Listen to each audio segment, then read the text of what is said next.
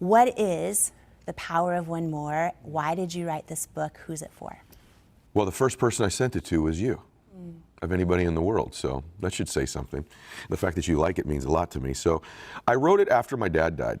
So my dad passed away, and I realized a couple things. One, I learned a lot of lessons from my dad, most of which were what I wanted to do in my life. And I wanted to write them to honor my dad, because most of them I took from him.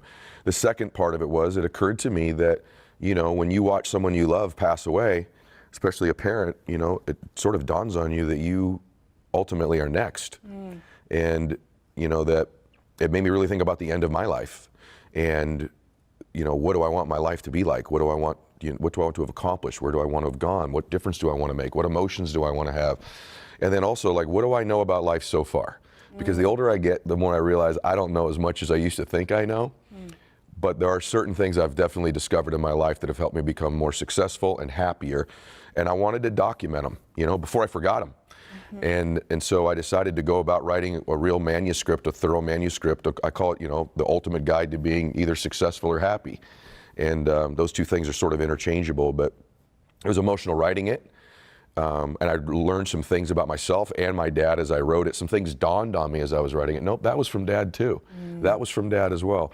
And so I'm proud of it. I'm proud of the book. There's obviously things you always wish you could do better or differently, but as I've told you, but I do believe this book will help people become happier and more successful for sure. You know, I was going to ask you, hearing that, you know, writing a book is such a journey, right? And I bet you a lot of people listening to us right now or watching have started the first page of their book, or maybe they haven't yet, or they want to. And, you know, on your journey, I was going to ask you that right off the bat, is what have you learned about yourself in this process? Because this book is deep. I mean, it's like great business and leadership lessons, but the personal stuff and the layers are really deep. So I think that's a great question. And you and I discussed this a little bit last night, just as we were talking about this, but I think it's dawning on me more and more the impact that my dad's drinking had on me in my life, even to this day, as I was writing the book. You know, just when you grow up with any dysfunction in your family. By the way, I grew up in a very loving family, a tremendous family. I'm very proud of my family. But that doesn't mean it didn't come without, you know, some dysfunction. And a lot of people come from dysfunction. It could be alcohol or drug abuse. It could be divorce. It could be bankruptcy. It could be they didn't tell you they loved you enough. One huge form of child neglect that I realized in writing the book is a parent who doesn't pursue their dreams. You're neglecting your children when you do that. You're neglecting your children when you don't pursue your potential and your dreams. You're installing in them that it's okay not to become the best version of you. And a lot of things in life are caught, not taught. And what I realized when I was writing the book is I caught a lot of things from my dad that he didn't necessarily intentionally teach me. But I do think as I read it, it dawned on me more and more that these things that happen when we're children, good, bad, or indifferent, do impact us as we get older. Even when the world thinks we've got it all together. Even when the world thinks, you know, man, that guy's got everything, or she's got everything. People think that sometimes of you or myself. And I realized that no, there's impact and effect and ramifications from things that happen when we're young and when we're children that we carry with us even into adulthood. And I certainly uncovered some of those things about myself in the book writing it. All right, you talk about taking action. I want to talk about in The Power of One More. Okay, first of all, let me just say something, okay? This is the clean version. My original version is marked up. There's like thousands of highlights, notes, all the things in there. And so this is the printed last night with just, I don't know how many markers in here. Thank you. But on page 38, you say, few things are more expensive than opportunities you miss. You pay for them with regret, doubt, and a lingering haunting feeling of what could have been. Whew. So my question, has there been a moment in your journey that you should have stepped into one more, but you failed to do so? And what did you learn from that? Tons. Yeah, there's a lot. That's the good news is there's redemption too if you keep pursuing the one mores. I can tell you one where I should have fixed something I did. So I always tell you vulnerable stuff. My son was a golfer, or is a golfer, but was when he was young, and he had done something in a golf course that I thought he should have made a different decision, and I couldn't believe I did this, but when he was done playing, I let him know it really aggressively. Like, I remember what it was too. I said, I cannot believe you hit a 3-wood there with the lake in front of the green. What the heck were you thinking? And I start railing into my son, who's just trying to make me proud of him golfing. Yeah. And I rail into him, and like every mistake you make as a parent, you just like, that's the biggest mistakes of your life. Like, I should have handled that differently. And anyway, this may seem super small, but it's massive to me. And so it was a Sunday, and I had to go on a business trip that night. And I had the opportunity to walk in his room before I left and to fix it and to say, I'm sorry. That's not how your daddy should talk to you. I'm so proud of you. I love you. I know you were trying your best. I can't even talk about this right now because I'm so mortified by me. And I was still mad at him. I think he was 11. How ridiculous. And I left on the business trip. And I was gone a week. And he mentioned to his mom every morning that I said that to him. And it just festered in him for a week. And that was one more opportunity for me to go in and say, I'm sorry. I made a mistake. And I wasn't man enough to do it. And that's a huge regret in my life. It seems really small because I know that little incident, even though I fixed it eventually, stays in there. It stays in there. And that was a huge mistake of mine. So I regret that I did that. And there's a bunch of business ones or major deals I didn't do or something I didn't invest in. There's lots like that. But I don't really care about all that stuff. I care about my son. And so there's been a couple instances like that in my life where I'm like, you should have apologized. So the one mores I regret most are the times where I didn't say I was wrong. Not decisions I didn't make or, business deals I didn't pursue. Of course, there's things like that. But it's where I was like, I didn't have the humility in the moment to go, wait a minute, I could have actually fixed it in the car. I knew I was wrong right when I did it. We've all done this as a parent, haven't we? As a parent, you're like, I know what I'm saying, or to a spouse. I know right now this is wrong. And out of pride or ego or whatever it is, we don't fix it in the moment. I should have, right when the words left my mouth, I knew I should. I saw his little face change. I saw his face change. And I should have went, oh my gosh, Daddy is so wrong. Let me pull the car over. Come here. Sit on my lap. I love you. Daddy is totally wrong right now. You are trying so hard out there. I have no idea why I talked to you like that. I'm so sorry. Do you hear me? I love you. I love you. You're amazing. But I didn't do it. I didn't do it then. I didn't do it before I left. And it took me a week until I got back to fix it. Well, that sat in my son for a week. That poison I gave him, right? So I'm telling you all kinds of stuff today that I don't normally say. But right when you asked me that, that stood out to me. Number one time as a dad, I was like, that was terrible. Yeah. So that's one. Yeah. Well, it's relatable and really powerful. Right when you said it, I'm like, yep, or your spouse, or right away. That one stood up. All right, so this is a really big, oh my gosh. Ed, I could talk about the chapters in this book for like 500 shows, but chapter 7, One More Dream. You talk about, this is page 91, entering your dream state. So you say the happiest people in life operate out of their imaginations and dreams and not their histories. Yep. Can you just talk about imagination and this dimension of dream state, and also like how does it apply to your own creative process? Because I think people will find this fascinating. Yep. And a lot of questions, and a lot of people DM me about what's Ed's creative process. My creative process is I'm a dreamer. So this we're not going to get into stuff I am good at. So most people, I'll repeat this again, operate out of their history and their memory, not their imagination and their dreams. So they're constantly replaying patterns and thoughts and emotions from the past that regenerate themselves, limiting beliefs about themselves. Whereas in my case, I do that, but I'm really, really good at imagination. Dreaming is one thing. So people say all the time, well, I dream at night. I dream in the daytime, and I dream a lot. And dreaming is a muscle. So I am in dream mode a lot of the time. I'm driving in the car. I bet you're this way too, Jamie. I'm just dreaming and envisioning my life often, the future, the things I want to do. It's a muscle I built. It's habitual. Also being habitual is rear view mirror, replaying some situation you regret, replaying an emotion you don't want. That's habitual, a memory over and over and over again. The reason it's so emotional for me to talk about the stuff with my dad is that I truly do spend most of my time in the dream, in the imagination, in the future, being present, operating in the present, imagining the future. I don't spend most of my time living back in my memories and my history, even though I know there's an unconscious program running in there. I don't stay back there a lot. I don't stay back there in previous achievements or previous failures. So lucid dreaming is a muscle, and imagination is different. Imagination is something you had an abundance of when you were a child. It's why you were happier as a child, in my belief system, for two reasons. One, your proximity to God was just a few years ago. Okay, so you were closer to God many years ago, so you were happier and more joyous. And two, your imagination was flourishing as a child. And the world, your parents, school teachers started to suppress it. This is what's important. Read history, do math, be a good girl, stop dreaming, sit in your chair, write those spelling words down, whatever it is. And now over time, we get to a certain age, like we don't imagine at all anymore, or very little. What percentage of your time when you were 7 were you in imagination mode? And what percentage of your time at this current age are you imagining? Dreaming, imagining, envisioning. And so for me, imagination is where the topics come from, the speeches come from, what I teach comes from imagination. If I'm in history, nothing bothers me more than to watch a speaker or a coach repeat themselves from 4 years ago. I already got that one, man. I already got that one, lady. You said that 20 years ago.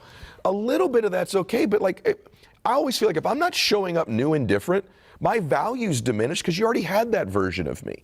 So this imagination and dreaming. Now, by the way, I have friends that are too, hey, look at this. How about this thought? How about this place? How about this charity? How about this? You and I were doing it last night on the phone together. We're imagining and dreaming. It's the best state. It's when we're the most alive. When we're in history and memory, we're literally dying. Because you're either growing or dying as a human being. It's just a fact. And so you've got to begin to dream. Lucid dreams in the daytime. I have a part of the book that's be a possibility, an impossibility thinker and achiever. Like, start to just let it go. Let the imagination go. Like, if there weren't barriers, if there weren't obstacles, if you didn't have anything holding you back, what would you be imagining? What would you be dreaming? Where would you be going? By the way, it's a great place to go. History and memory is like some fabrication most of the time anyway, or a sad place. So where you're going is awesome. Most people give themselves zero gift of imagination and dreaming, or they only do it when they sleep. Right. And when you're asleep, you're not always in control of what that dream is. Yeah. But when you're awake, you can direct the dream. And dreams, to me, are a form of prayer. You want to go to vibrational frequency? There's an energy to a dream. A thought has energy. A dream has energy. An imagination has energy. You are literally beginning to create something out of nothing when you imagine and dream it. When you have a thought or an imagination or a dream of something, you actually create a space that exists in time that didn't exist before the imagination or the dream. And so now that space exists, your subconscious, unconscious mind, your reticular activating system, which is chapter 2 in the book, starts to try to furnish the space. It starts trying to put the people, places, and things in this space that you just created that didn't exist the minute before you had the thought or the dream. So you're creating new spaces in your life constantly when you imagine and dream. If I could get anything across, I'm so glad you brought this chapter up. Humans need to begin to imagine it. Think about people you admire. You admire Oprah Winfrey, right? I admire Dr. Martin Luther King. I also admire Oprah. But most of the people that you admire, they're dreamers. They got big imaginations. The people that you really look up to, I don't know, you look up to some, political person or actor, entertainer, or somebody that they got a vivid imagination. They're a vivid dreamer. My hero literally is famous for saying, I have a dream. Come on, man. I mean, that's incredible. So that's the part of life where all the juice is. You can hear even my energy change when we talk about this topic. It's where you're the most alive, and it's where you're supposed to be is dreaming. Dreaming in the future, operating in the present. It is so powerful. And to say that when you dream, right, daydream or dream a dream, that your reticular activating system goes to furnish Absolutely. That space. Yes. So true. I'm just thinking of so many times in my life that's happened, but Yes. I'm imagining so many people listening to us right now. They're like, oh gosh, I got to start dreaming. Like, it's what free. have I been doing? It's free. It's free. It's free. It's the highest form of entertainment, and it's completely free, and it's the best thing you could ever give your soul and your spirit and yourself to change your life, and there's no cost to it. That's beautiful. Life-changing for a lot of people today. I hope so. Even just starting it, baby steps even. I hope so. And you talk about, I have 2 really fun rounds that I want to do before I close, but one thing I want to say, Ed, that I think is really unique to you. And I know that you haven't always been this way, and maybe it's part of your own growth, but I feel like you do something I rarely ever see done publicly, and that's that you are not afraid to show vulnerability. You're not afraid to show sort of these beautiful, what would normally look like contrasting things. And what I mean by that is you're this dude with muscles, and then you're like narrating your 2 Pomeranians' day, Daisy and Lily, right? You are, you're setting the stadium like on fire. People just their lives are being so impacted, and then you're also very introverted. You know what I mean? There's kind of this contrast. You do it so well, I think, even with, sharing real direct, very direct, confident statements or tools or tips. But then you'll share how, you're not feeling so well, and this is happening. It's sort of this contrast of showing all sides of you. And I'm just wondering how you got to that place, because a lot of people are scared. They show up not just on social media, but in their day-to-day lives as part of who they are, but not as all of who they are. How did you get to this place of showing up and with a confidence as all of who you are? Great question. Most people are pretty complex, and I am. I mean, there's a lot of simple things about me, but I'm a pretty complicated person in that sense. Like I am really, really intense, and then I'm hopefully, pretty kind person. I think that I do it because I just got tired of trying to pretend I was perfect. I just got tired of it. Like, I want people to have hope, not idolization. And so I want people to go, hey, if this guy... Hold on. Yeah. You want people to have hope, not idolization. Right. How many people out there right now are just, that's not their priority? That is huge, Ed, what you just said. Thank you. And the people that were my idols, once I met them, I was like, whoa, wait a minute here, right? So I want people to go, hey, this is a flawed, imperfect person, which we all are.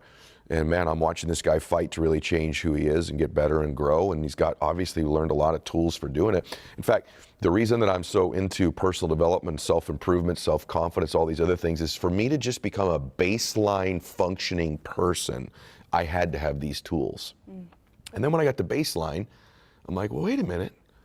Maybe we could take this further and actually be, happier and successful. So I want to show that. I want to be able to not show. It's not even showing. It really isn't. It's just like, here it is. Yeah. I'm not conscious like I'm going to show. I'm just like, this is me. Like, I'm a really intense dude. I love to compete, but I really love people. And also, I think over time, as we age, we change. I think, the 25-year-old me probably would be totally unwilling. I don't know. Maybe that's not true. I think a lot of people would tell you even then I was that way. But maybe I'm a little bit more unafraid to just say, hey, listen, I have fears and insecurities, and I made this mistake with my son, and, I love God, and I love my dad, and, I have fears, and I think that hopefully by hearing those things, you go, well, man, if he could do it, I could do it. This is not some perfect person who's got it all figured out. I'll just say this, I've got some things figured out. And that's better than I used to be. And if I could give you what I know, maybe I could save you a bunch of time, a bunch of mistakes I made, speed up your happiness and success through all the mistakes I've made. So I also love people like you. And this is where all this kind of comes together. I love really confident people who have a ton of humility. And I don't love confident people who don't have humility, and I'm not really interested in being around a bunch of humble people who have no self-confidence. Self-confident people who have humility are curious. They want to learn, they want to grow. Self-confident person without that, they're hard to be around. You know this. And they eventually probably make a mistake or burn out or whatever. And then our humble friends who we love so much, they're just hard to take through life with you if they have no self-confidence. It's like, come on, you can do it, let's go. And so I love people who tread that nuance really well. You do that as well as anybody I've ever met before. Like, there's this strength of a woman in there. Like, there's this, and I've watched you defend me in different situations. Like there's this really strong, confident woman who knows who she is, but so humble, so much humility that she still has this other part of her that's, you know, and also wants to learn, wants to grow, values other people, right? Like humility is, I think, sometimes just the value of other people. And when you have all this self-confidence and no humility, it's like, are you the most important person? Yeah. You know? So hopefully over time I've nuanced that pretty well. I think it's beautiful. I mean, even when you're doing animal voices on your, I think it's beautiful because I think people at home are like, oh, I do that too. And I think it's just this beautiful kind of like showing all sides. And, you know, I want to say it's obviously no accident. Millions and millions of people connect with you, your shows, and you are one of the few people who does a really good job at showing both sides of things. You'll have somebody, you know, talk about politics, you'll have somebody extremely left one day and the next day someone extremely right. Yeah. You'll show both sides of everything, never even sharing where you're at. And you know, I've always felt this, and this has always kind of just been dumbfounding to me, that I feel like the quickest way to get dull in life is to only surround yourself with people that think the way you do. Yes. Right? And so many people only surround themselves with people who think the way that they do. Oh, that's the thing to do now, isn't it? You It only is right now. You only be around people who share your political beliefs, your spiritual beliefs, your life beliefs. You know what's really the truth, and you know this, you ain't learning very much from them. You very rarely learn anything from anybody who completely agrees with you on everything. Yeah. And even in your companies, you know this, when we're building the company, I want people who disagree with me. I want people who challenge me. I want people with a diverse background. I want people who come at it from a completely different perspective. Yeah. And so I have lots, as you know, and so do you, and we laugh about some of our mutual friends that disagree with stuff with each other. My dad and I disagreed on a lot of stuff. One of the most interesting, fascinating things about my dad was we didn't agree on political things all the time. We certainly didn't agree on religious things all the time. Our outlook on all kinds of stuff was very different. To say that my dad and I are the same person in that regard isn't true. My favorite person, you know, that an adult person in my life is my dad, and me and him disagreed on lots of stuff, and I learned lots of stuff. And some of the things over time, I do think more like him again, you know, but I don't want people around me all the time who agree with me, and I don't want people all the time around me that just agree with everything I think. How boring. You're right. No, you're right. No, you're right. Oh, we're both right. We're both right. Isn't this crazy? And they're so this, It's and they're destiny. so that. And it is so our culture now, isn't it? Yes. Like, you know, it's so our culture. And like, and every facet is trying to put us in these camps. Like, you're over there. You're one of those. You're one of those. I'm one of these. And man, that is absolutely not how this thing's supposed to work. Yeah. Absolutely 100% counter to how the world is supposed to work. I promise you, of all the things we talked about today, I'm the most sure of what I'm telling you right now, that we are supposed to be different. There's supposed to be diversity of thought, of behavior, of background, of culture, of religion, of ethnicity. The diversity in our world is the strength of this world. And if there was ever a leader who rose up and said, I'm embracing that, and I'm not even going to let you play your game where you're pitted against one another. Yeah. Oh man, would we change the world? Have you ever dimmed your light or shrunk who you are to try and fit in, to try and make other people comfortable? There is a lie that so many of us have believed that if I stand out, I'll get kicked out. Meaning, if I'm too great, I somehow won't feel loved and I won't feel like I belong. I won't be accepted. And it has so many of us downplaying our strengths, hiding our wins and victories, especially girls and women, and just thinking if I stand out, I'll get kicked out. So I'm gonna play life small. I'm gonna call it being humble. I'm gonna call it being, you know, like the right thing to do, when all it does is have you show up inauthentically, first of all, and it then gives that signal to other girls and women to shrink who they are too. Right? Here's the thing, like so many of us learn this lie, if I stand out, I'll get kicked out. From the time we're little girls, we often learn to make decisions based on consensus. You know, like if I know what I want and I know what I want to say and how I feel, somehow that's not the acceptable thing to do. I've got to take a survey of all my friends around me, see how we all feel together about if we like this thing or don't like this thing. And then that turns into us as adults, not trusting ourselves, right? Feeling like, okay, I need to take a poll on how I feel. I need to see how all my friends feel about this thing, if I should stay in this relationship, if I should, wear this dress, if I should, all the things. And then we start learning, but when you have a gift and a strong, passionate feeling and an idea and a thought and a dress you love, you don't want to stand out if no one else loves it. You might get kicked out. Or if you have huge talents, maybe you had a huge victory, or, whatever it might be, we learn if we stand out, we get kicked out, and it's a lie. It leads us to feeling like we are diminishing who we are to fit in. So we play life small, we shrink, we try to do things that make other people more comfortable. We downplay our talents and our gifts and our strengths. And then it looks like all the studies coming out, right? You look at some of the studies in the workplace where men are promoted on potential, women are only promoted based on past performance, right? We feel like we have to do things perfectly and accomplish it all perfectly for us to be enough. And then when we're really, really great, we dial it back because we don't want to make anyone else feel uncomfortable. And then here's the thing, y'all. Because we don't let others see our light shine, because we often don't even acknowledge our light shining, we somehow doubt it's that bright. Even in our soul, we know it is. We then arriving to this place one day in life where we all of a sudden feel invisible and like we're fully unseen and like we don't even see ourselves. Learning to embrace who you are, your strengths, your abilities, your big, bold, wild, amazing ideas, your talents, your gifts, your quirkiness, your style, all of it, even if it stands out. Learning to share it and express it as all of who you are is one of the most powerful things you can do. Because every time you show up in this world as who you authentically are, you are telling yourself you are worthy and enough just as you are.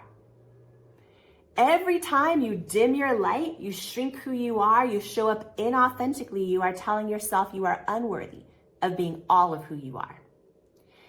This is huge because it impacts your self-worth, and your self-worth is the foundation to everything. Like in life, I say this all the time, we don't rise to what we believe is possible in our life, in our relationships, in our goals, in our dreams, in our ambitions, in our friendships. We don't rise to what we believe is possible. We fall to what we believe we're worthy of. So in the book Worthy, I go deep into all of the lies that we need to unlearn, the lies that lead to self-doubt that we need to unlearn. And one of those is, if I stand out, I'll get kicked out. And it's how to unlearn the lie and actually build enough self-worth to step into who you truly are, say what you truly mean, and how you truly feel. And I just want to wrap up this video by saying that for you, if self-worth is something that, if you're always feeling like you're just not quite enough, that is a self-worth thing. You can build confidence, self-confidence all day long. That is how you see your skills and abilities as a person, but your self-worth is different. It's what you believe your value as a person is. And you can build all the confidence in the world and still never feel enough. Building self-worth is so critical. So that's why I wrote Worthy. And I just want to say that today I hope you take one step to stand out, to put your idea out there, to say what you really mean, to say how you really feel. If you know the answer, shout it out. If you want to wear the dress, wear the dress. If you want to crack the joke, even if no one else thinks it's funny but you, be fully funny you. Like all of it, right? Let your light shine so bright, and don't be worried it's going to get you kicked out because you stand out. Like when you let your light shine so bright, you are giving another person permission and an example of how they are worthy of letting their light shine fully. I want to read a quote, a famous quote from Marianne Williamson that I have in Worthy as well, that I think is so powerful today. Our deepest fear is not that we are inadequate. Our deepest fear is that we are powerful beyond measure. It's our light, not our darkness, that most frightens us. We ask ourselves, who am I to be brilliant, gorgeous, talented, fabulous? Actually, who are you not to be? You are a child of God. Your playing small does not serve the world. There is nothing enlightened about shrinking so that other people won't feel insecure around you. We are all meant to shine as children do. We were born to make manifest the glory of God that was within us. It's not just within some of us, it's in everyone. And as we let our own light shine, we unconsciously give other people permission to do the same. As we are liberated from our own fear, our presence automatically liberates others. Marianne Williamson. Today, let your light shine. You're not crazy, you're just first. All right, I want you to hear me out on this because this is a life-changing concept and it's also true. So you might be thinking, what do you mean I'm first? I'm not the first to do anything. My ideas, someone's already done them, that kind of thing. I bet someone's done them better than I have. All right, I want you to just take this in for a minute because when you embrace your firstness, it not only helps build really, really strong self-worth, but it can change how bravely you show up in the world as who you truly are. It can change your perspective on whether or not you feel like you belong or not, whether or not you feel like people get you. Literally, it can help you realize that the things that you thought maybe were odd or quirky or off about you are actually almost always the things that are most right with you. So this idea, you're not crazy, you're just first. So hear me out. And I go into this really deep into how to embrace this fully and worthy. There's a whole chapter and a poem called You're Not Crazy, You're Just First. Here's the thing. There is only one of you in the entire universe. There's never been another you before. There'll never be another you again. And if you're saying, well, what's the big deal? Just think about this for a minute. You are the only one in existence with your fingerprints, right? You're the only one in existence with your tongue print. Yep, we all have a unique tongue print. You're the only one in existence with the iris of your eyes. You actually have a unique heartbeat that no one else in the world has, right? And think about this. You're the only one that has the set of experiences you've had in life. You're the only one to feel the emotions that you feel at any moment, exactly the way you feel them. You're the only one that sees art and beauty and ups and downs and highs and lows the way that you do. You, if you are one of the brave ones willing to actually show up in this world as who you authentically are, you're first. If you're one of the, now if you show up as your representative or try to be like someone else, etc., but if you're one of the brave ones, showing up as who you fully, authentically are, you are first. And when you are first, do not be surprised if not everyone gets it. Don't be surprised if you might walk into a few rooms and feel like you don't quite belong. Don't be surprised if you feel like someone just doesn't get you or you don't fit in. You're first. There's never been another you before. And there's never been, there never will be another you like you. This concept is huge because so many of us feel like, oh, I've got to change who I am to fit in. Or, people have been calling me odd or quirky or off or different or strange, right? Or crazy. You're not crazy. You're just first. You're just first. And here's the thing, when it comes to your ideas, your goals, your dreams, your art that you want to put out there in the world, your business that you launched or that you are in the process of launching, right? Don't be surprised if not everyone gets it at first. Because if you are doing, listen, I don't care how many people out there have done the idea before you. If you're doing it authentically to you, no one's ever done it, right? Like when I built It Cosmetics, there was thousands of makeup companies doing thousands of foundations and concealers, but no one had done it the way I was going to do it, authentically to me. So by definition, that excuse of like, oh, someone's done my idea or something, it's It's impossible if you bring who you authentically are to that idea, to that business, to that piece of art, to that expression, to that offering to the world. You're first.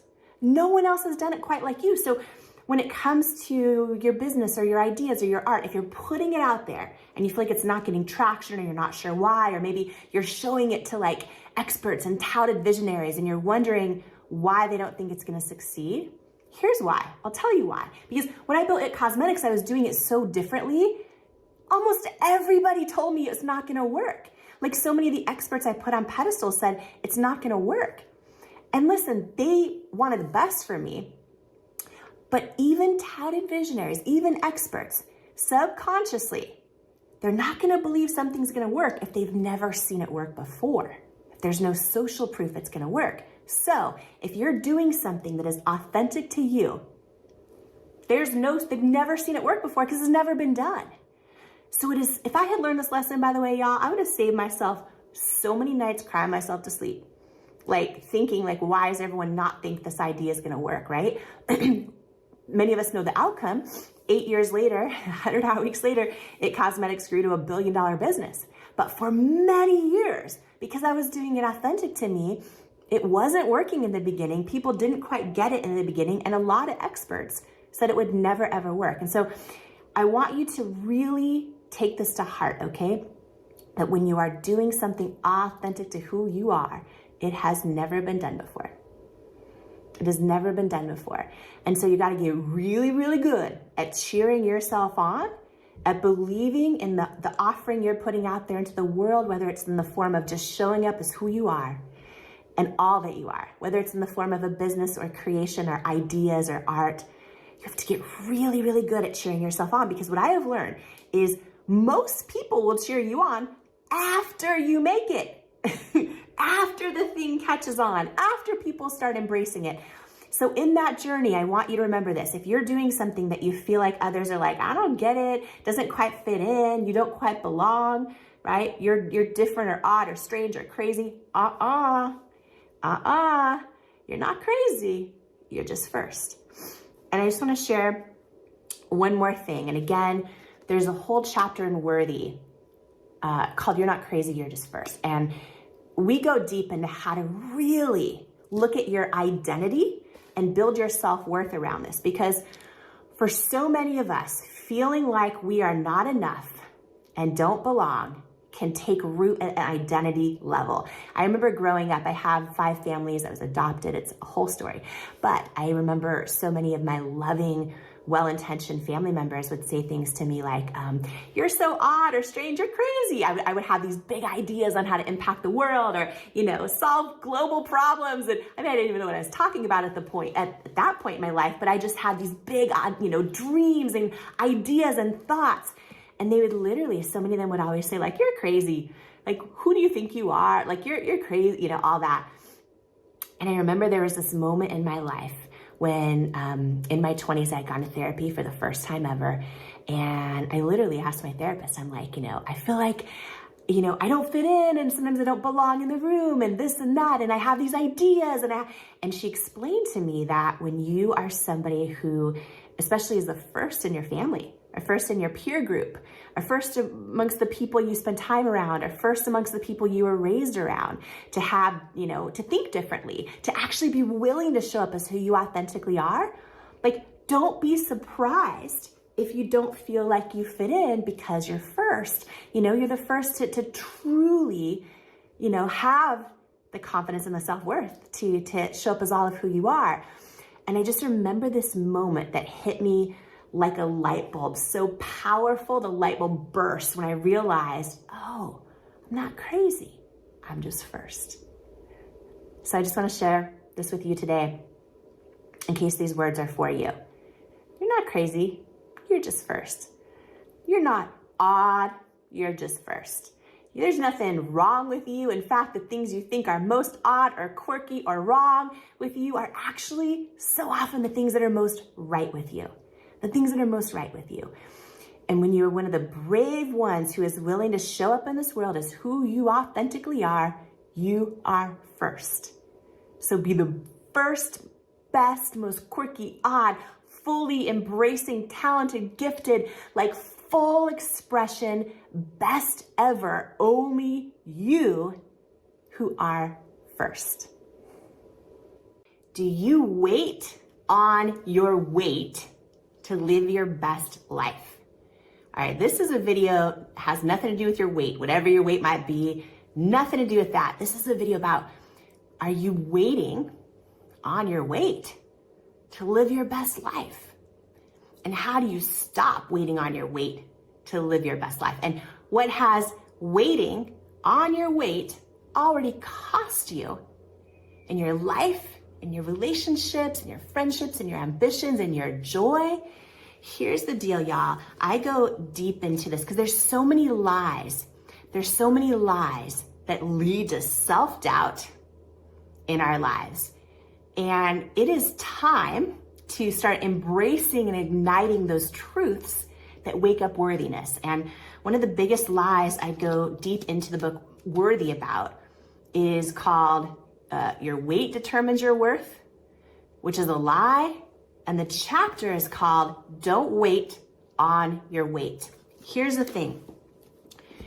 Have you ever canceled plans because you didn't like how you looked? Or had you ever, opted out of the photo, or stood in the very back, or didn't go on the date, or didn't put on the swimsuit, or missed out on a fun memory and a fun experience, all because you didn't like how you looked?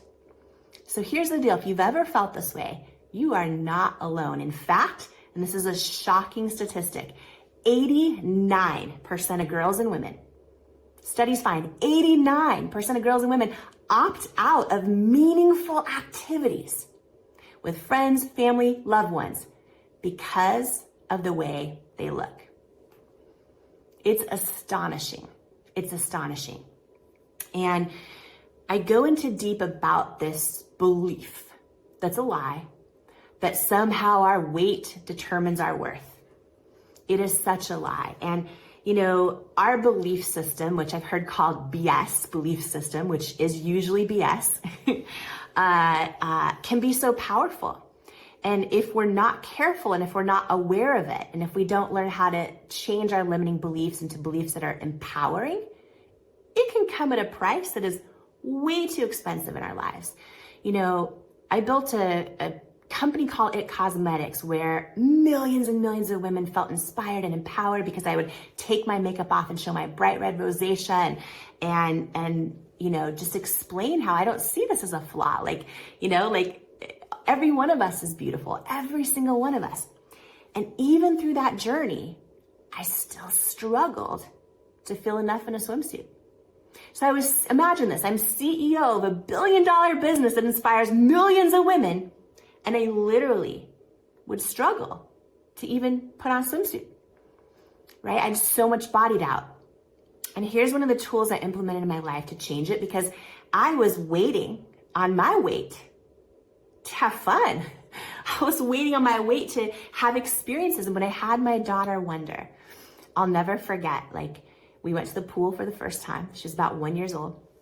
And I had just had it. And I thought to myself, this belief system I have that somehow my weight determines my worth. I know it's a lie in my soul, right?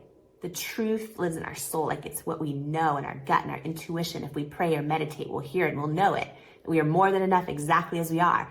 But my self-doubt and these lies that my belief system was telling me my whole life, that your weight determines your worth, had cost me so much. And I had this moment when my daughter Wonder was 1.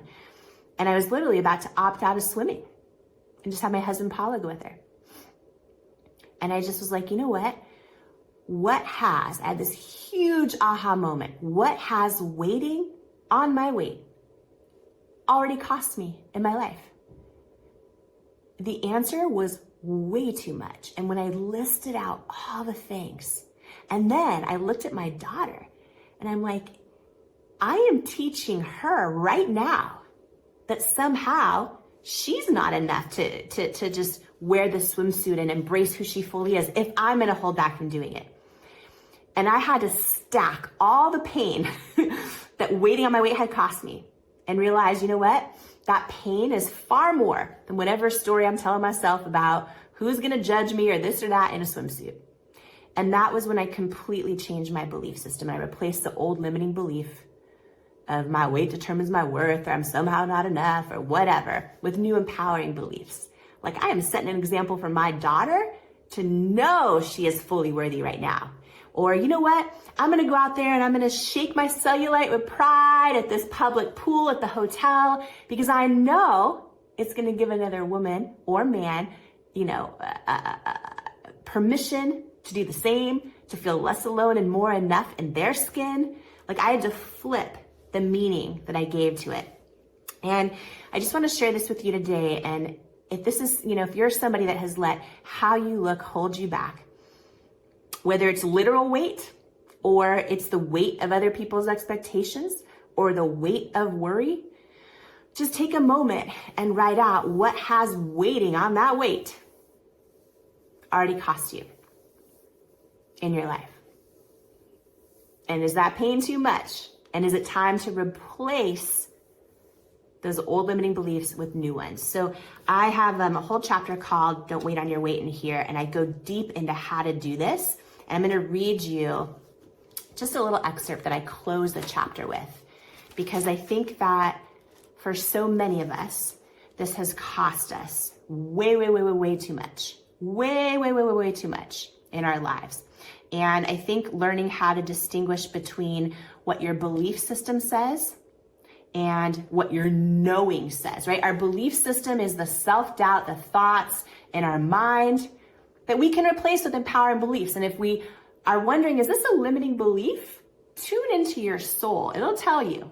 Your knowing, right? Your intuition, your knowing will tell you, oh, that is a lie. You are more than enough. So I'm going to read you an excerpt from Worthy that just kind of talks about the difference between your knowing and your belief system.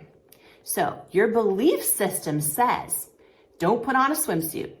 Your knowing says, enjoy the waves splashing on your skin. Be grateful you have the mobility to move in the water.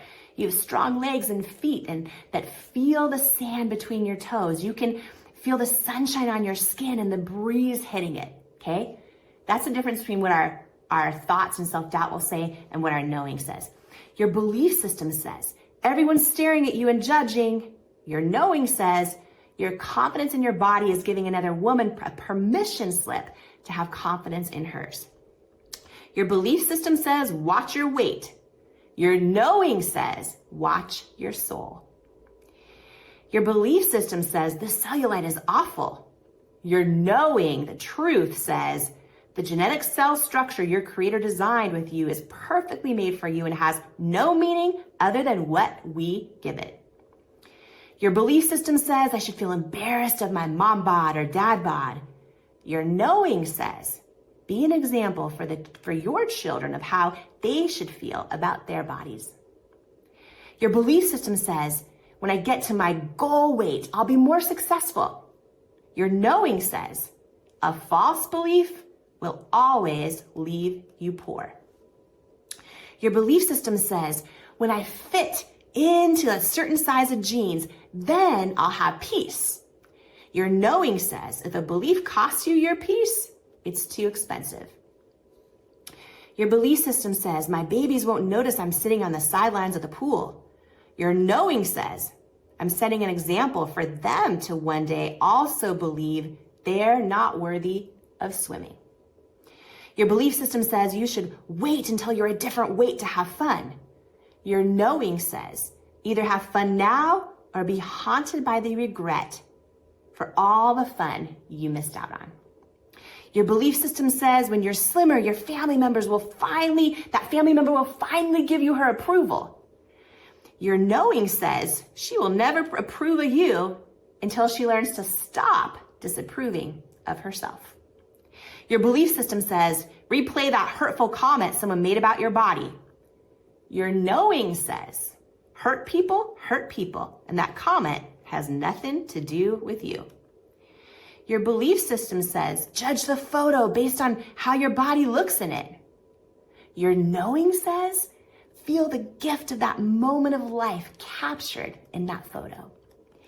Your belief system says you look terrible. Decline the video call with your friend so that they don't judge you. Your knowing says anyone who judges you is not your friend. Your belief system says measure your life based on the number on the scale. Your knowing says measure a life well lived by the scale on which you love. Your belief system says skip the day of fun. There'll always be another party or reunion. Your knowing says you can never get this day back. Your belief system says wear those painful heels so your legs look longer and slimmer. Your knowing says it's time to go barefoot and run free. Your belief system says when you get to a certain size, then you'll be happy. Your knowing says whatever you do, you take you with you. Your belief system says when I get thinner, he'll love me more. Your knowing says attraction comes from the exchange of emotional chemical energy, and size does not biologically impact emotional or chemical energy. Your belief system says they told you you'd be so much happier when you lose the weight. Your knowing says that's just their belief system lying to them. Your belief system says, wait, you're not ready. Your knowing says your waiting and your waiting season are over. Do not wait on your weight to live your best life, to wear the swimsuit, to get back on the dating app, to show up as who you authentically are, to stand in front of the mirror and say, I am beautiful. Literally right now. The time for waiting on your weight is over. Good things are to come. Good things are coming, right? And I think just living with that anticipation is so important. So important. I think everyone part of the morning show, just shifting that mindset even a little bit, or just that shifting that focus maybe around how good things are to come. There are morning walks, right? I go on a morning walk every day. A lot of days I don't want to, but I always say I don't want to, but I get to, right? And I'm doing my morning walk, and I literally, some days I have to be super focused and go, my best days are yet to come.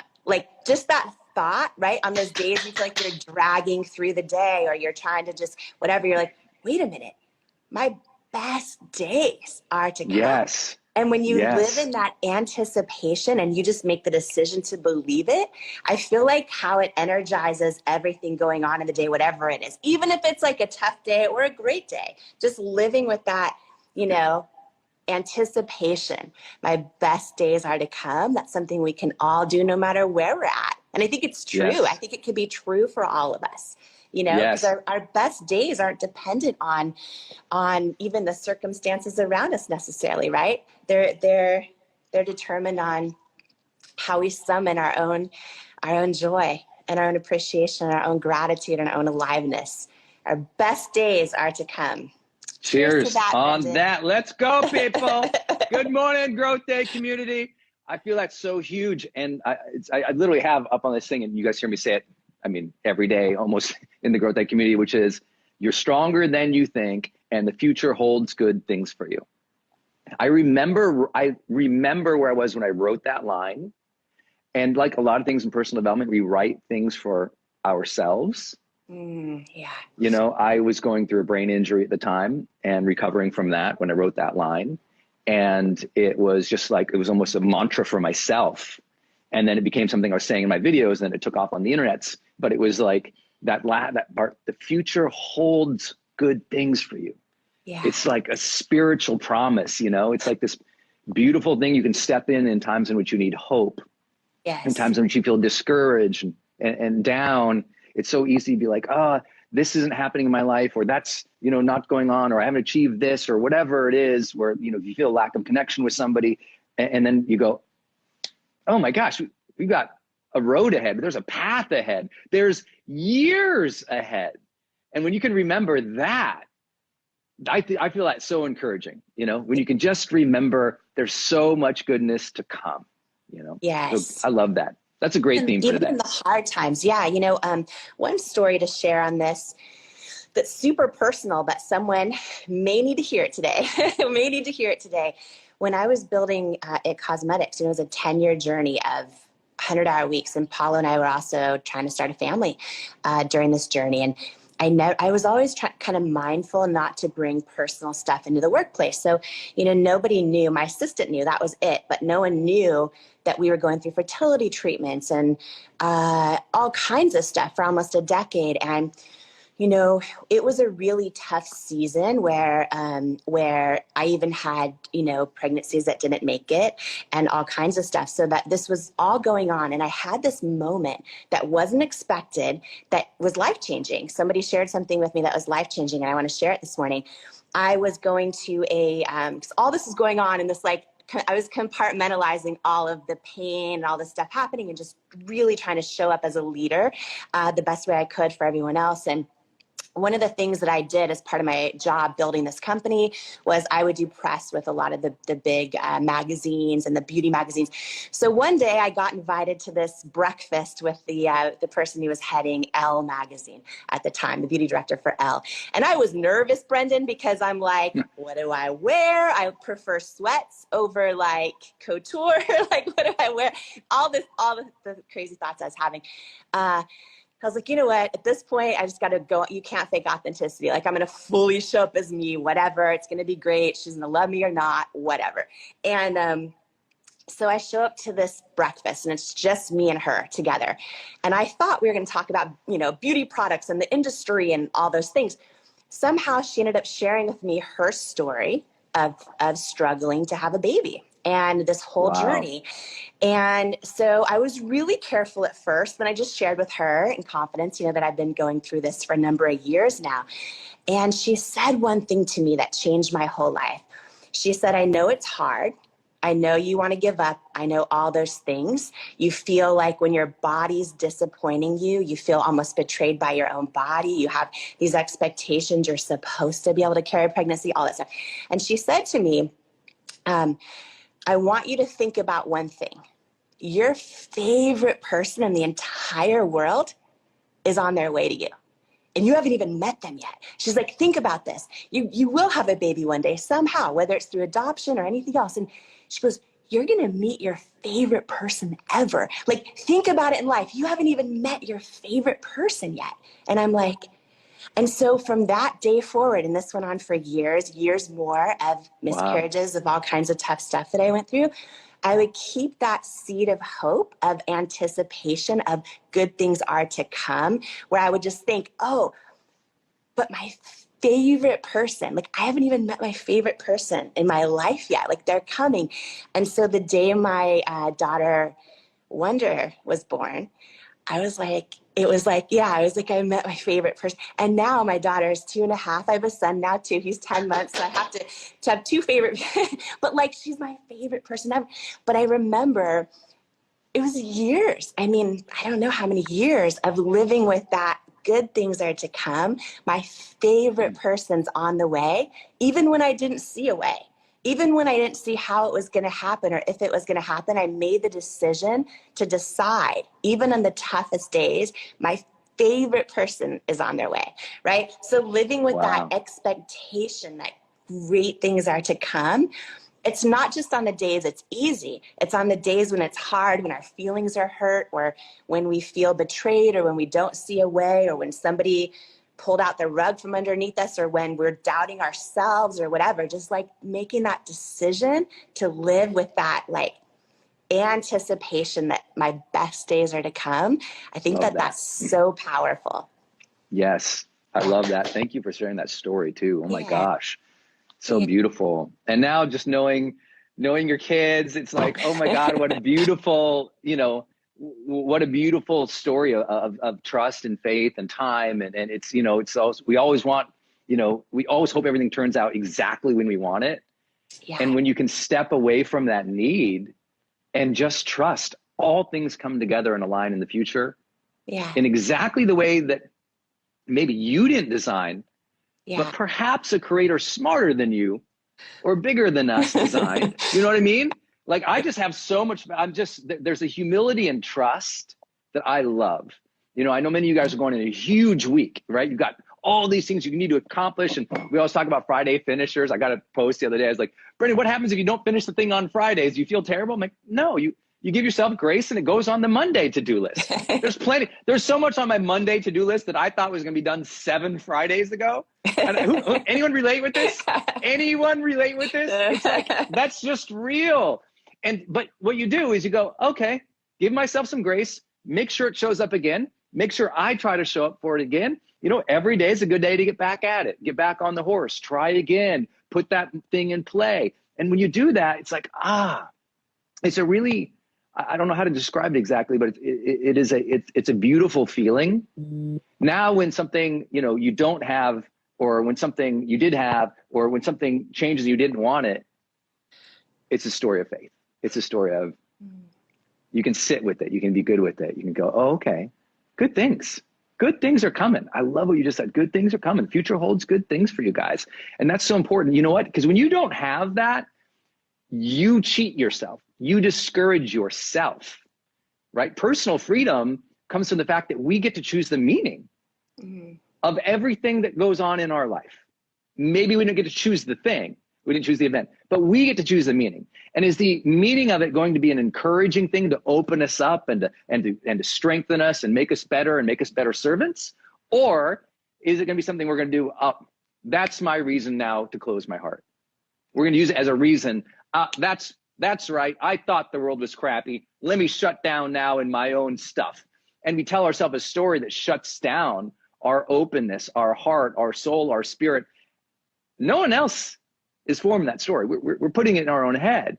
And so I feel like it's so important in times of transition, in times of growth, in times of shaking things up in your life, to always remember it's so going to align. I'm asking you this. I'm just curious. How about right now? Like, you sit in front of me, you've had all these accomplishments. Do you still have any struggles with this stuff, like to this day? Because stuff I teach people how to get better at, most of the time it's still stuff that I'm working on myself and I struggle. So does Jamie Kern Lima still struggle to this day with her worthiness? Every single day, and a little less every single day. I think it's a lifelong journey. And here's a huge breakthrough that I'm going to share. Okay. First on your show. I've never spoken about this before, but it is powerful. It's changed my life. There is a massive difference between self-confidence and self-worth. What's the difference? Okay, so here's the thing. And y'all, when I had this breakthrough and really started doing the work here, it changed everything in my life. So self-confidence, right? It's deeply internal, of course. It's a trait, but it is most closely linked with external things. So, the willingness to try, the confidence to try, the willingness to go for it, how you assess things on the outside, meaning how you assess your strengths, your skills, how you compare to others, right? Your self-confidence you build, and it's super, super important, but it is most closely linked to things that can fluctuate, that aren't always in your control, right? Like there's a boxer story about how, the boxer that wins is automatically 20% more, a better boxer because all of a sudden they believe they are, right? But all of a sudden if that guy loses or that woman loses, 3 or 4 times in a row, their self-confidence can fluctuate. And true. Your self-worth is deeply internal. It's believing you are enough exactly as you are. You are enough. You are valuable. You're worthy exactly as you are. It's deeply internal, and it doesn't fluctuate based on external things. Now, here's the big breakthrough. You can be, so for anyone listening, right, I'm gonna get fired up. I'm gonna jump out of the seat. Out of the seat. For anyone listening right now, if you are someone who is like, okay, when this thing finally happens, then I'm gonna be enough. When I finally get married or have the kids, or I finally hit 7 figures in my business, or 8 figures, or 9 figures, or 10 figures. When I finally get my 6-pack, when I finally, right, and then you get that thing, and it's like, okay, it's great for a minute. Yes. But it's never quite enough. Yes. It's because you have built confidence. You have built confidence in that journey. Now you have confidence in your body and your 6-pack. Now you have confidence in your business, but your self-worth has not changed. And there are so many people, and this is me most of my entire life, where I thought if I achieve enough, I'll finally feel enough. If I accomplish this thing, if I build $1 billion business, if I feel confident in a swimsuit, whatever it is, then I'll finally feel enough. But you can have all the confidence in the world and you will not be fulfilled if you do not have strong self-worth. And that is huge because... Wow. Yeah. Wow. Can I just say something? Wow. You just described me. Yeah. Like even now. Yeah. I've worked... That is awesome what you just flipping said right there. Holy smokes. Because you and I talk all the time. You've never said that to me before. Whoa. So sorry, you guys. So I just want to say this to you. I have really built a lot of self-confidence, but I don't know that I built that much self-worth. And so it is why I haven't enjoyed a lot of the successes that I've had. And to the extent that I have, and you too. Yeah. Man, you are on there. Do you think the self-worth thing for most people is, not all of it, but do you think a lot of it is shaped in childhood from experiences? Because I know being raised by an alcoholic, it's pretty hard to have a lot of self-worth, right? Because I don't think my dad had self-worth. And I think, I don't want to assume everybody knows this. Tell them a little bit about your childhood. And do you think a lot of this is shaped self-worth early in our lives? I know there could be an event later where you're like, I just lost all my self-worth. He left me, or I went bankrupt, or she cheated on me, or whatever it might be. But I do think a lot of it can come from childhood. It can. It's also, though, reinforced our whole life. We're in a culture that rewards when you do things that get external applause. They're almost always tied to confidence or productivity or things that are external. And we grow up believing that if we do those things, we'll be happy. Every single, commercial or ad or most companies are based on you achieving an emotion if you get this thing, but it's almost always external. And then we're raised by families often, whether they're well-intended, healthy or not, we've never learned this. We've never learned this. Where did you get this distinction from? Huge breakthrough, actually over a really mortifying, embarrassing story I've never shared before, that has to do with Oprah. And by the way, Ed, I want to say this is something I believe affects everybody. I think that, if you really, I don't want to get too granular here because we'll be on for hours, but you think about, look at our country, life, liberty, and the pursuit of happiness. It's something that we have to pursue. It's not like, we shouldn't innately be happy, right? There's so many things all around us. I don't want to get started. I didn't come here to look cute today. Let's go. I'm like fired up. But here's the thing. There's so many things all around us that tell us if we finally get the thing, if we finally are, whatever, then we'll be happy. And I believe a couple things. I believe you need both self-worth and self-confidence, right? Just because you have self-worth and believe you're enough as you are doesn't mean you're now complacent and you're like just chilling, because that's not a recipe for fulfillment either. But if you do not have self-worth, you will never be truly fulfilled, no matter how much you accomplish. So you need both, right? So you need both of those things. And this is why I wrote Worthy, and it's why it's such a breakthrough, because for anyone out there who does not feel like they're enough, and maybe you're really good at hiding it because you are crushing it in every area of your life, or you're just really good at being the strong one, or whatever it might be. But I believe that deep lack of internal worthiness is why nothing ever feels enough. It's why we don't feel enough. It's why we finally get that big thing and then we're not happy or fulfilled.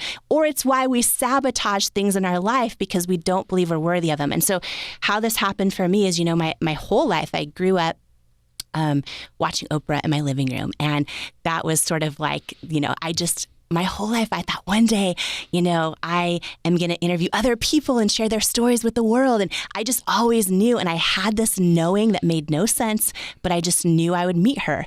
I just knew it. And I was like this little girl in a suburb in Washington State. Like everybody else was, right? Yeah, like exactly. Yeah. And when I eventually went, it's a long story that I'll cut because I want to get to the point of it. But I eventually met her at one of her live events backstage. And after meeting her, I wrote her a very long email. And through sheer grace, it got forwarded and she eventually got it. And long story short, she invited me to lunch at her house. So this is, I'm cutting through a lot of how this happened. But I had lunch with Oprah at her home. Look how you just said that. I had lunch with Oprah. Did you hear though what she just said? Just so you know, this little girl who's adopted, who's watching her on television, ends up, you just knew. But now I'm invited. I mean, put yourself in this position, everybody. Whoever your hero is, and that Oprah was your hero for the most part, right? Yeah. your hero is now inviting you to lunch, because that part of it matters because of the rest of the story, what happens afterwards.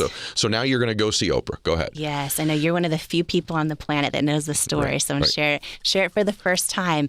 And honestly, it's embarrassing, but sometimes the biggest struggles or setbacks or mortifying moments or pain we go through is like not a setback. It's really a setup for what we're supposed to do. And this certainly was for me. So I end up going to Oprah's house, literally shaking in my boots. But also, I was in this moment in my life. This was about 5 or 6 years ago. Super confident. I was so confident. I had just, my company was exploding and I was so proud of, impacting millions and millions of women and trying to change the definition of beauty in the industry and all these things. And I was really self-confident and also, of course, crazy nervous to meet her and really actually sit down. And we had lunch for several hours, just me and her. And at the very end of lunch at her house, she wrote down her cell number. She gave me her cell phone number and said, call me anytime, just like that. And I left and I did not call her for 4 years. Oh my gosh. I didn't call her for 4 years. And when we talk about sabotaging something, right? Yeah. And anyone out there who has done this in some area of their life, in a relationship, a friendship, a career move, whatever it might be, this was like, for me, the person that, my whole life, now I have her cell phone number. Right. For 4 years, I would tell myself things like, oh, you know what? Like, I don't have the right thing to say yet, but when I get the right thing, then I'm going to call her. Or, oh, everyone always wants something from her, right? I'd make up the story. I'd tell myself, everyone always wants things from her. I want to make sure she knows I don't want things from her. I'm here for real, true friendship, so I'm not going to bug her. Or I would always tell myself these versions of why I wasn't calling her. And 4 years went by. It's incredible. And I had this huge epiphany. I was like, oh, I'm not calling Oprah because deep down inside, I don't think I'm worthy of being her friend. In spite of all your success. Yep.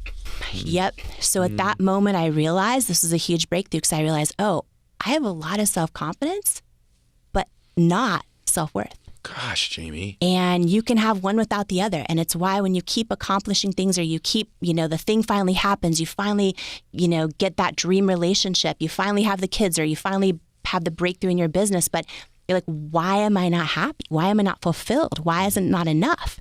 Huge breakthrough for me. And when I realized it, A, I was super embarrassed, but B, I realized that is my head, my own self-doubt, my own lack of self-worth telling me these things. But in my soul, I know I am definitely worthy of being her friend because I'm a kick-ass friend. Like I'm a ride. You're an unbelievable friend. I'm like, I'm a ride or die friend. Like so I'm like, I know in my soul I'm worthy of being her friend. And that was the moment I decided to call her. It's unreal. Yeah.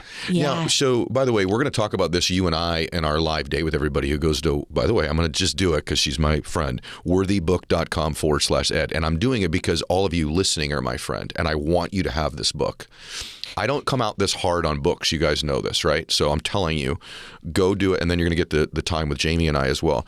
But in spite of that day, give me something you've done, granular, go granular, that has helped you begin to work on worthiness. Because this distinction, even in prepping for this, the reason I'm doing what I'm doing right now, we prepped, we talked about this, I've read the book, but I don't think I really made this correlative difference between confidence and worthiness. So what's something we could all do right now, a practice or a strategy for growing our worthiness level? Okay, let's dive in. Okay, and two things. We'll get granular now, but the book obviously has so much more. And then when you and I do live, and I want to say thank you for this. I don't think I said thank you off the top, but when you're an author, right? Why are we doing this? It's like I never realized this before I wrote a book, is that when you pre-order the book early, it's a huge gift to an author, because then retailers know, like, oh, there's demand for it. Yeah. Right. Yep. And so, it's I just want to do something really, really special for everyone listening. And the fact that if they pre-order the book and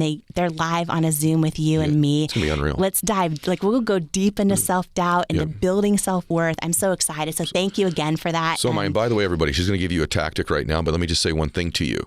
This is the only show. This is the worldwide announcement for her book. So I I want to ask you, because, Jamie's so remarkable and what you're going to learn and feel today is so remarkable. Share this episode because it's the way people are going to find out the book's coming out. Right? So please share this episode. You can do it right now and keep listening or keep watching, but give us one thing we could do on our worthiness. Yeah. Okay, great. And it'll go away, by the way. I didn't even say that. Sorry, but this is like something really special just for pre-orders, but it'll go away. So if you want to be live with Ed, grab it now. They want to be share it. They're with me all the time. They're going to want to be with you, but okay. Here's a big one for me is changing my relationship with rejection. Yes. And this is, for every person listening, when you change and watching us too, when you change your relationship with rejection, you change your entire life. Yeah. You change your entire life. And I think, fear of failure and rejection kills so many dreams. It keeps us stuck. And this was huge for me. And so just to take everyone through a tactical, let's just go there. Let's do a tactical exercise right now, because this is something that outside of this episode, you're going to want to reapply it, spend more time on it, do the work on it. But just right now, as you're listening or watching us, answer this question to yourself super honestly. When you fail at something or get rejected, what is the first thought that goes through your head? Very first thought. When you fail at something or get rejected, what's the first thought that goes through your head? For me, most of my whole life, it's, there's proof again, I'm not enough. Yep. I'm not enough. Sounds very familiar. Yeah? Is that yours, Ed? Yes. Same? Yep. Right now, whatever your thought that just came to your mind, right? That your instant truth first response, that is your current definition of rejection, right? So for me, it's, there's proof I'm not enough, right? For a lot of people, it's something like, I'm not smart enough. I don't have what it takes. I'm stupid. I'm, X, Y, or Z. I didn't go to the right school. I didn't come from the right family. I don't have what it takes. It's because of my weight. It's whatever it might be, right? We all have this definition of rejection. And I want you to just take note of yours right now, because this is really powerful. Don't skip over this. This one thing will change your life. If you take note of what is your current definition of rejection, for me, it's I'm not enough, right? And can I tell you what mine's more specifically? Yeah. Just a little bit more refined? Yeah. Because I want to meet you in the middle on it. I think mine is like, I don't belong here. Yeah. So it's slightly different, but like, I don't belong here. I don't know. I think there's probably some things where when I was a kid, my dad was like, we don't belong. But if I get into an environment, I don't belong here. If it's a big stage to speak on, or a room that I'm in, or people that are smarter than me, I don't belong here. I feel like I just physically, literally don't belong. Or even different things I've achieved, or levels, or like the first time I even walked into a country club I wanted to join. I don't belong here. They don't know the real me. Like, I don't belong here. And so I just want to give the phraseology from me. Maybe could be male, female. It could be just person to person. That's different. Yes. Keep going. I interrupted you. I just wanted to add that. No, that's so good. I think that sheds a lot of light too because get granular with, for everyone joining us with it right now, just get granular on what that is for you, and by the way, I have another thing. I hope we have time. I want to dive deep on what you just said. I'm going to dive deep in that in a minute with a whole other tactic. Okay, good. But I don't belong here. That's huge, right? I don't belong here. I'm not enough. And at our core, we all want to feel like we're enough and will be loved, right? We all need love and belonging. We all need to be seen and heard and know that we matter. And at our core, that's a huge one. Did you have the belonging thing? I wonder, because you didn't, your birth mom gave you up real early, right? So like, did your the mother who raised you make you feel like you belonged immediately, or did you struggle with that at all? I have struggled with that my whole life. Have you? Yeah. Not feeling like I fit in, not feeling I belong, feeling I'm different. Yes. And maybe you are different, and maybe that's a good thing. It doesn't mean you don't belong, but I am different. You are different. I know you. By the way, those of you that are listening, you are different. That's why you're individually you. Yes. Right? That's the thing that makes you different is your special sauce. Yes. Not the thing that eliminates you from the room or the environment. It's what makes you special to add something to your family, add something to a company, add something to another human being, is these different things about you. So anyhow, you're going down your treasure. And to add to that, it's your superpower. If you are showing up in this world as your authentic self, by definition, you've never been done before. There's never been another you. Yeah. And we think the thing that is different or quirky or awkward about us is what's wrong with us, but it's actually the thing that's right with us, right? And I don't want to get off on a huge tangent, but like, had I not embraced all the crap that was technically wrong with me, I could have never built a $1 billion company. Like, rosacea is considered a flaw. It's considered something wrong with me. And it's like when I finally started to embrace it and share it and step into it, right? That's when other people felt seen. Yes. I was like, oh, me too. And I have skin challenges or this or that or whatever. And it's like, there's a whole chapter in Worthy about this idea of how you're not crazy, you're just first. I love this. You're not crazy, you're just first. Yes. And oh gosh, okay, I could talk about that for hours, but the lessons around this will change your life. It's why this book just came through me. I'm donating 100% of the proceeds. I'm not even doing this to sell books, but this book will change your life, and I'm so fired up about it. But to get real tactical, okay, back there. So we just did our new definition, your current definition of rejection, which for me is like, oh, yep, proof again, I'm not enough. Yep. For Ed is, I don't belong here, right? Mm-hmm. And take note of what yours is that came to your mind right now. And step one of literally changing your entire life. Again, when I believe this through my core, when you change your relationship with rejection, you change your entire life, your business, your family, your relationships, your goals and dreams, ever stepping into your calling. So I want you to come up with a new definition of rejection that you are going to believe is true and remind yourself of every time it happens. Okay. And I'm going to give you a couple examples of this. So, for example, when I went through years of hundreds and hundreds of no's and rejections building It Cosmetics, and I would sit there, Ed, and I would Google all of my greatest heroes or people I thought I had so much respect for. And as I would read their stories, I'm like, oh, they've all gone through tons of rejections in their life, right?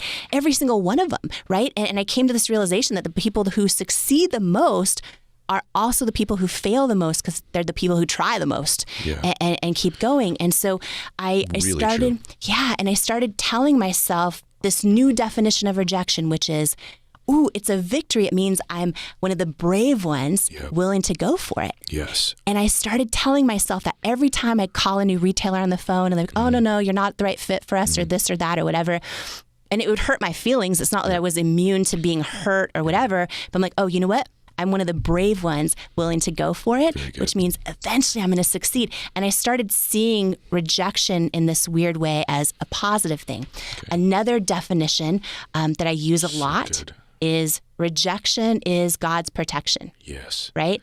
And I use this one a lot, and there are more in my own life, in my own head, right? This is something I tell myself over and over.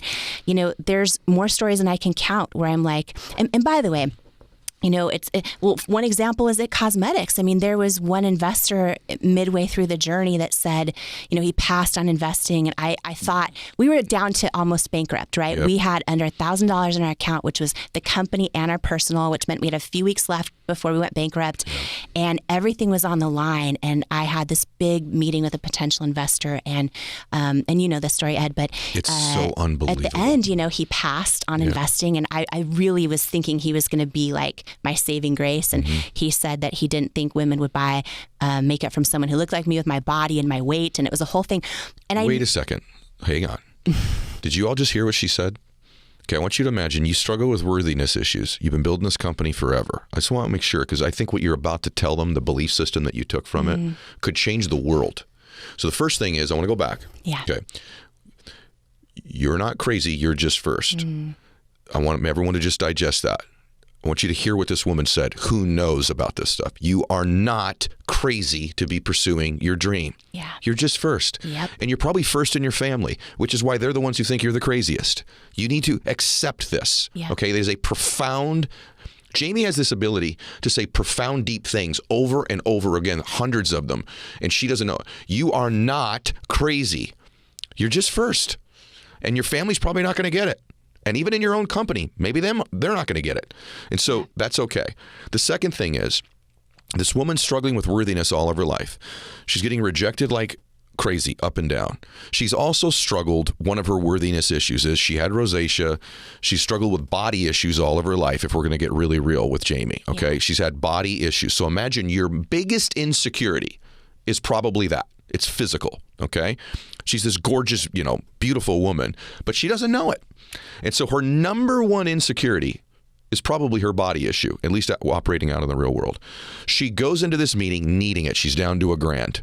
Mm-hmm. He not only rejects her, he says to you, I'll let you say it again, he tells her the very reason I'm rejecting you is the very thing you think about yourself the most deeply. I want you to imagine this. So go ahead. Yes. And we had gone through meeting after meeting. We went through the diligence phase. We were so close with this potential investor who's the head of a private equity company. And in the final meeting, it was in person, so he's about 3 feet from me. Paula, my husband, was on the other side, and he says, congratulations. You should be so proud of this product and what you've built, but it's a no. We're going to pass on investing. And when I said, can you tell me why? It's usually feedback's a gift. And he got very quiet. And he said, you want me to be really honest with you? And I said, yes, please. And he said, I just don't think women will buy makeup from someone who looks like you with your body and your weight. And 2 things though, Ed, okay, because rejections and the pain that they cause can take us out. They can take us down. They can take us out. We can keep replaying them over and over and over in our heads. And by this point, I had so many rejections. This was just one that I thought was going to be my saving grace that had he said yes. And I remember after I cried in my car, I remember telling myself rejection is God's protection. And I don't know how this is going to be God's protection. I don't see it now. It doesn't make sense to me now. I needed it to be a yes now, but I'm going to choose to believe that, because if I don't believe that, it's going to take me down. I'm not going to get back up and keep going and embracing more rejection and more rejection and more rejection and more rejection, right? And here's what ended up happening. I didn't hear from that guy for 6 years. The day that L'Oreal bought my company for $1.2 billion cash, because they are a public company, it was all over the press, right? Homepage of the Wall Street Journal, everywhere. That was the first time I heard from that potential. In 6 years, he said, congratulations on the L'Oreal deal. I was wrong. Gosh. And what I wanted to say to him, Ed, was, did you ever see Pretty Woman? Yes. The character's Edward. Of course I saw Pretty Woman. I love that movie. So when they wouldn't help her in the store and then she goes back later, what I wanted to say to him was, big mistake. Huge. I can give you 1.2 billion reasons why it was a huge mistake, but I kept it classy. I didn't say that. But here's my point in this. Had he invested, it would have been the most successful investment in his firm's history. But guess what? I was so desperate at the time, Ed. We probably would have given the majority of the company for almost no money, right? Because he didn't believe in me. When we sold to L'Oreal, I was the largest shareholder. So it's like, rejection is God's protection, and sometimes we don't see it when it happens. And so that's one. Can we say something on that too? Yeah. Okay. So because her and I talk about these things all of the time. First of all, it's one of the most unbelievable stories ever, and I've heard it many times. A few weeks ago, I went to watch Jamie speak. I'm in the front row. Obviously, I'm rooting for my friend. But I got emotional again. I started crying again. And actually right now, if I'm not careful, I will, because I'm picturing this woman who all of her life has struggled with worthiness. And then to have someone hit you right where he's hit. But rejection is God's protection is one of the fundamental beliefs I've never heard said before, that if you adapt and adopt that belief in your life, it will change your life. Here's how much your relationship with rejection matters. My children, both, you get that stage, Max and Bella. Both of them are, hey, they're in college, you're getting ready for their careers. And Max's son said, maybe I'll follow in your footsteps, Dad, get into sales in the beginning. And I said, Max, the whole key, if you're going to go into business for yourself, is your ability to deal with rejection. It's the number one thing. Can you deal with rejection? And what's the story you tell yourself? Because it's not the stories of our life, the events of our life that define it. It's the meaning we attach to it. Our friend Erwin McManus had a great post I saw today, by the way, Jamie, where he said, emotions only store in our body when they're attached to a story. So if there's no story, you've had a lot of emotions in your life that don't stick because you didn't attach a story to it. But when you attach a story to it, so that story you tell yourself. So you take it a step further. This is an all-time moment on podcast she's about to give you, just so you know, guys, okay? So not only is rejection God's protection, but what else did you eventually uncover that you realized about what God was doing on your behalf in that rejection in terms of hiding something from Him? You guys, listen. Your life's about to change in this next 1 minute right here, because if you can adapt this true belief system, it's not only a belief, it's a truth about your life. Your life's about to be very different, including mine the first time I heard it. So go for it. Yeah. If you're someone that, you are holding on to pain from a past relationship, a past failure, mistakes that you've made, someone who did you wrong, the job you didn't get, the thing that's not going your way, whatever it might be, the partner that screwed you over, whatever it is, right? This definition of rejection is probably the most common one I applied in my life right now, almost every single day, Ed, because sometimes, you know what? A friend doesn't invite you to coffee or include you in a group, and it hurts your feelings, right? Whatever it might be. This is now what I believe most commonly when rejection happens in my life. I imagine my Creator, God, saying, "Oh, no, you weren't rejected. I hid your value from them because they're not assigned to your destiny." And I believe that, right? When things don't go my way right now, when someone, doesn't give me the thing or want me there or include me in the room, whatever it might be, or doesn't get me for some reason. Have you ever tried to make someone you want to connect with them so bad, you want them to like you, and they just don't? Whatever it might be, I believe this through my core, and it has changed my life, that I always now hear God saying to me, "Oh, no, you're not rejected. You weren't rejected. I hid your value from them because they're not assigned to your destiny." It's one of the all-time greatest things I've ever heard, and I wish every human being could hear it. And I hope you share this, everybody, this episode. Yeah. I want my daughter to know that. I want my daughter to know it so badly that when you walk in a room and a boy doesn't notice you like you like them to, or you don't get invited to something, or you get rejected in a sale down the road in your life, or if you're in a relationship and somebody leaves you, God had started to hide your value from them. Yes. And I'm telling you at 52, and Jamie can tell you as a much younger woman than I am, but having a lot of success in her life, it is so profoundly true that that's what God's doing. He is protecting you in that moment by either hiding your value or taking the perception of your value away when they once did. And sometimes in life, to get you out of a relationship or out of a company or out of a job you have and you've been fired. Yes. You've been fired. Yes. Maybe they used to value and now they don't. And God's removed that value from them to protect you. Yes. It's so beautifully true. I didn't mean to interrupt you, but I just want to say it. It's so true. Yeah. And I love what you said earlier. Share this episode with anyone who needs to hear this. How has serving people helped you? It's not in any of the things we were going to talk about, but, probably more than anybody and certainly in your case more than anybody I know, we're really doing whatever this is we're doing for service for you and I. Neither one of us financially have a need to do it. I gave away all the proceeds from my book. You're doing the same thing. Yeah. How is service to other people changed your life or created more bliss in your own life? I just want to know that, because for me, I feel the most worthy oftentimes in my life when I'm in the service of somebody else. Yes. I actually feel worthy. I don't always feel worthy that I'm capable of doing it. But when I'm in the effort and attempt to serve somebody, I feel more connected with my own worth when I'm serving another person. Yeah. So in the book Worthy, there's a whole chapter on fulfillment, right? And first of all, self-worth is the most critical piece, because you can do everything right. You can have self-confidence, you can be growing, you can be contributing and serving. But if you don't have self-worth, you're never going to feel truly fulfilled. So you have to have self-worth, which of course the book's packed with how do you build that, right? But then you also need self-confidence, and you also need growth. You need to be growing, stretching, in some area of your life. And it could be simple things like growing in your faith or growing in your golf game, right? It doesn't matter what it is. You have to be growing to feel fulfilled, but you also have to be contributing, meaning doing something bigger than yourself. And a lot of people miss that. They think, oh, if I just make enough money, if I just have enough people love me on social media, if I just whatever it might be, if you are not contributing, you'll never feel that deep source of purpose and fulfillment. And two big ways on how, like, well, how do I contribute? I have nothing to offer. So many people think that, right?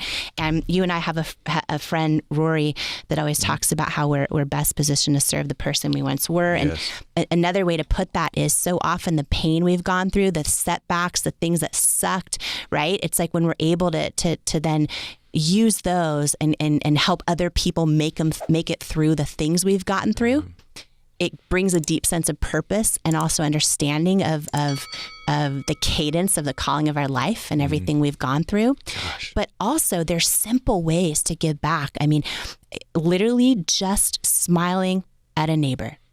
I mean, it is that simple. There are people, so many people, I'm going to cry if I think about this and talk about this, but so many of us, if you make eye contact, and Ed, you're one of the best people I've ever met at this. I feel like it's why we're such good friends, because we both see this in other people. You're one of the best people I've ever met at seeing other people, like truly seeing other people. Let's just be real. We both know you're the best at that. You're amazing at it. And anyone who wants to go, how do I serve? You know how you serve?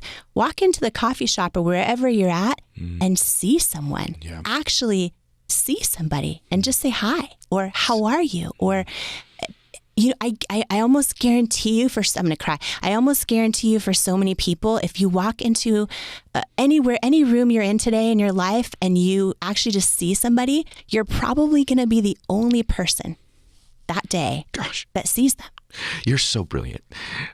You're so brilliant. So where I started practicing this was in places like coffee shops because I didn't feel worthy to do it in like business environments. So I actually practiced it like in grocery stores and coffee shops, and I recommend everybody do it. And so let's just say you went to order your coffee and the barista's there. Yeah. Hey, what can I get you? Welcome. And you just take a second and there's a pause. I do this now as who I am, but at first I had to practice. And so I would let them pause and I'd go, hey, how are you? And I'll just take a second. How are you today? And you look at them and you hold the glance and actually wait for them to answer you. They feel that energy.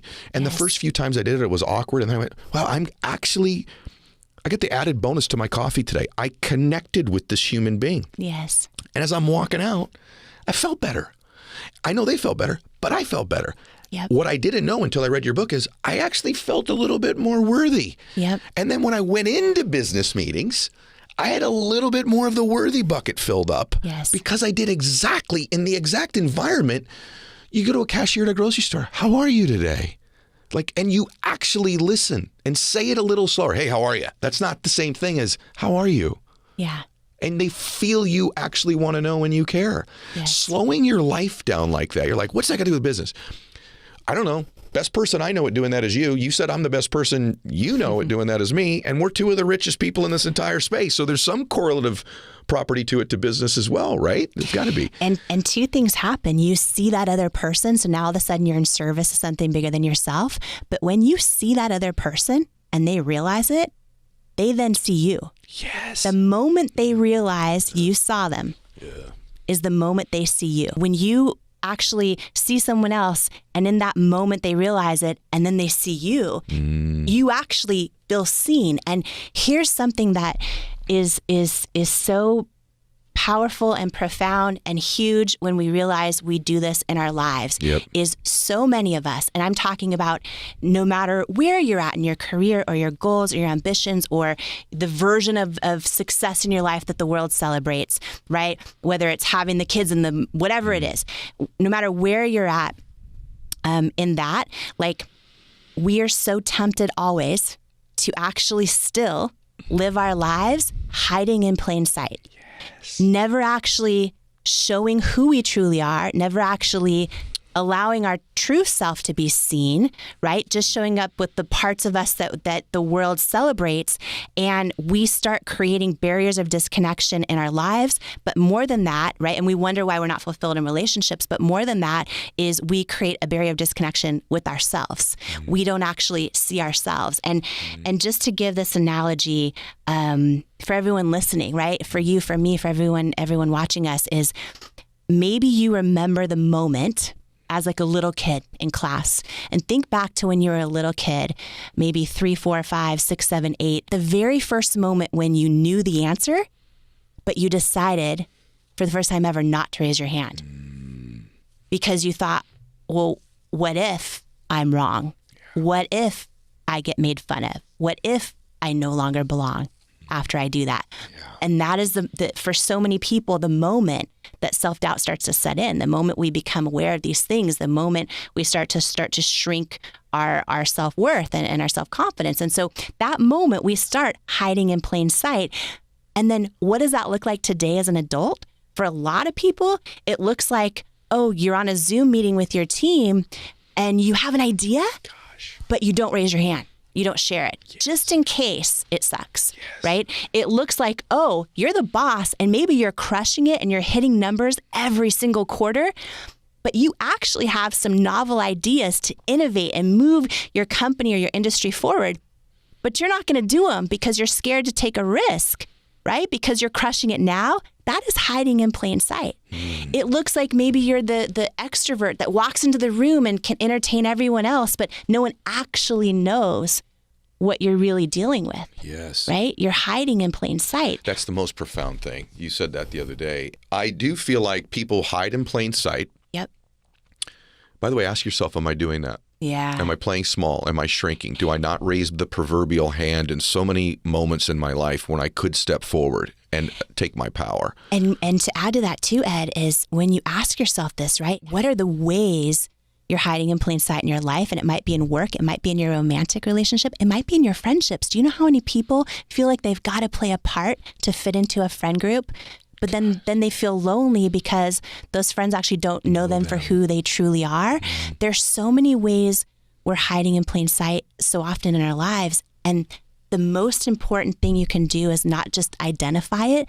And I take you through so many exercises on how to do this in Worthy, in the book coming out, which you can pre-order now and get a special live Zoom with Ed and me if you do it. Worthybook.com/Ed. That's right. And it's going to go away. So it's just, so do it now. But I go deep in this because the most important thing is not just to identify in your life all the ways you're hiding in plain sight, all the ways that self-doubt is impacting your life, but then to identify what does hiding in plain sight already cost you in your life? What does it cost you in your goals and dreams?